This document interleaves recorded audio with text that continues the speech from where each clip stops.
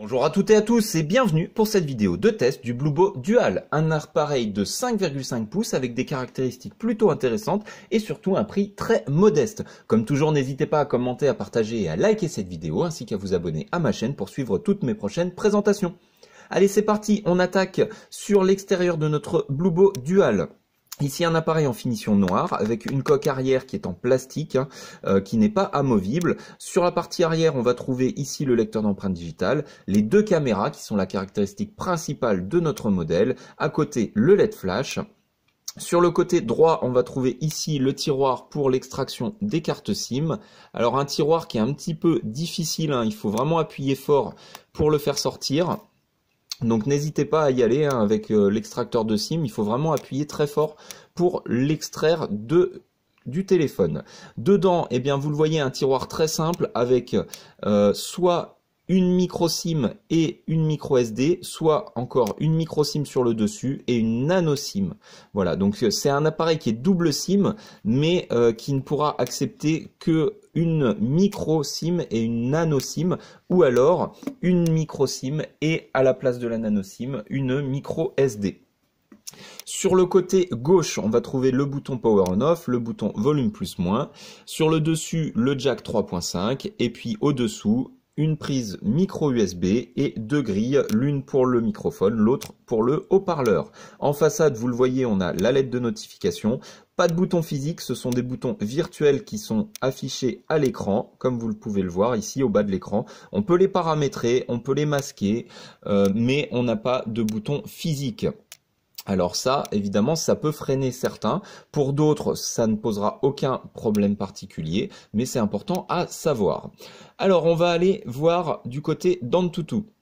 Antutu qui nous donne un score de 27 587 pour notre 596 pour notre Bluebo Dual. On va aller regarder dans le détail les informations du modèle. C'est bien un Bluebo Dual, la version Android 6.0, le processeur un Mediatek MT6737T, le processeur graphique un Mali T720, la résolution d'écran 1080 par 1920, la caméra arrière 14,7 mégapixels, donc 15 mégapixels. Le stockage, on est sur du 2 Go de RAM et 16 Go de ROM. Vous voyez qu'il nous reste 11 Go pour installer les applications. Et puis, au niveau du processeur, on est sur un quad-core cadencé à 1,5 GHz. C'est suffisant, ça fera tourner la plupart de vos applis sans problème. On va aller regarder dans le détail. Vous voyez, on a un cœur en sommeil, 3 cœurs qui fonctionnent. Voilà, les 4 cœurs là sont à 100%. Et donc il y a la possibilité de diminuer, vous voyez, et là les 3 cœurs se mettent en sommeil. Donc on a une gestion qui est pas mauvaise au niveau du processeur. Ensuite, eh bien, on va descendre pour voir la partie graphique, donc le Mali T720, une résolution d'écran en Full HD, ça c'est bien, avec une densité de pixels de 480 dpi, c'est un très bon point. On va tester le multipoint, donc on pose notre appareil, on met un maximum de doigts, et là, donc, on en a 3. Est-ce qu'on peut en avoir plus? Non. Vous voyez, on est limité à 3 points. Voilà un point faible de ce Bluebo Dual. Donc vous n'aurez que 3 points maximum sur l'écran. C'est un écran qui n'est pas très réactif. Et attention, donc sur certaines applications, seulement 3 points de contact, ça peut être un peu juste pour lancer certains jeux, enfin pour utiliser en tout cas certains jeux. Vous risquez d'être limité. C'est à prendre en considération. 3 points, c'est vraiment pas beaucoup. Ensuite, alors les caméras, donc 14,7 mégapixels à l'arrière, 8 mégapixels à l'avant. Ensuite, la version Android, pas de souci, pas de NFC. Au niveau des capteurs, on a le capteur d'accélération, le gyroscope, le capteur de luminosité, le capteur de proximité et c'est tout. Donc vraiment, au niveau des sensors, on est sur le minimum du minimum. On n'a rien de plus que l'essentiel. Attention, si vous voulez utiliser certains jeux comme Pokémon Go, vous ne pourrez pas avoir accès à la réalité augmentée parce que sans boussole et sans gyroscope, vous ne pourrez pas utiliser certaines fonctions du jeu. Donc c'est également à prendre en considération si vous souhaitez investir dans ce modèle. Ensuite, on va aller voir au niveau des IMEI. Donc, étoile dièse 06 dièse, 2 IMEI en 86. On refait étoile dièse 364, 66 33 dièse étoile pour accéder au mode ingénieur. Et voyez, on n'accède pas au mode ingénieur sur ce téléphone. Alors, on va recommencer. Étoile dièse 364, 66, 33, dièse étoile. Malheureusement, pas de mode ingénieur sur ce téléphone. Alors, il faudra croire le fabricant sur parole, puisqu'il indique que au niveau de la 3G, vous avez le 850, 900, 2100, vous avez toutes les fréquences 2G évidemment, et au niveau de la 4G, vous avez le B1, le B3, le B7 et le B20. Donc toutes les fréquences françaises sont incluses et vous pourrez profiter pleinement de la 4G en France. Ensuite, on va aller voir la partie GPS. La partie GPS de notre Bluebo Dual, donc là, on lance automatiquement, vous le voyez, un fixe, et alors là, un fixe extraordinaire. Vous avez 13 satellites en utilisation instantanément en intérieur, je le précise, et c'est un téléphone qui est donné pour GPS et également GLONASS. Donc ça explique que effectivement il détecte énormément de satellites. C'est un très très bon point, ça vous permettra d'avoir vraiment un maximum de satellites pour la triangulation et donc vous aurez bien une bonne géolocalisation. Je vais vous donner les mesures de l'appareil. Alors, le téléphone fait 76 mm de largeur par une hauteur de 159 mm, 159 mm de hauteur et une épaisseur de à peine 8 mm. Voilà, donc c'est un appareil qui est très fin, qui tient bien en main, 163 grammes, c'est très léger.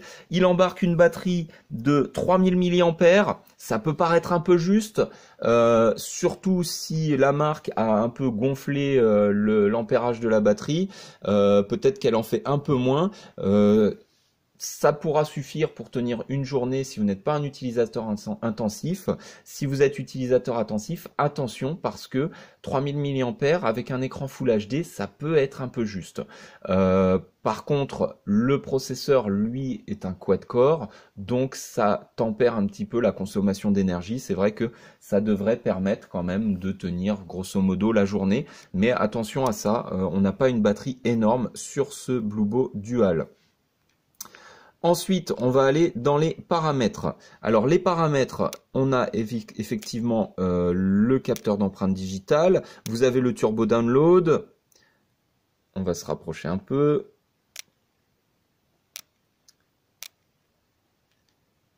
Donc, rien d'exceptionnel au niveau des menus, hein.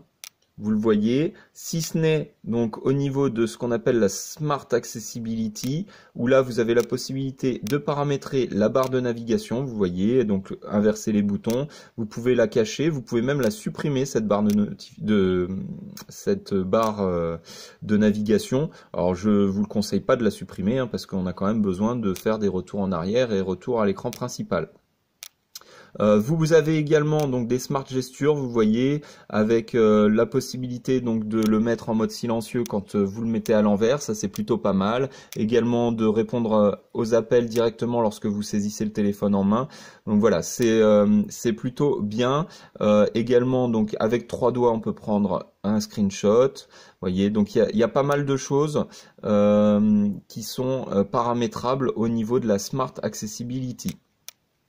C'est tout au niveau des menus, hein. Il n'y a pas grand chose d'extraordinaire à part ce petit menu spécifique.